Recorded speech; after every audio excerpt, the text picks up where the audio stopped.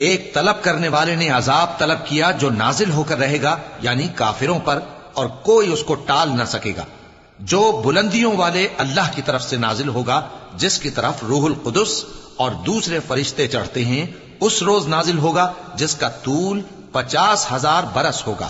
تو تم کافروں کی باتوں کو حوصلے کے ساتھ برداشت کرتے رہو۔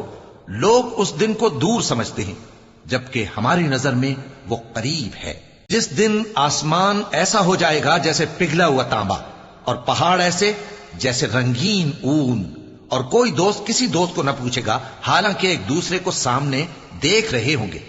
اس روز گناہگار چاہے گا کہ کسی طرح اس دن کے عذاب کے بدلے میں سب کچھ دے دے، یعنی اپنے بیٹے اور اپنی بیوی اور اپنے بھائی اور اپنا خاندان جس میں وہ رہتا تھا، اور جتنے آدمی زمین پر ہیں، غرض سب کو دے ڈالے، پھر اپنے آپ کو عذاب سے چھڑا لے۔ لیکن ایسا ہرگز نہیں ہوگا۔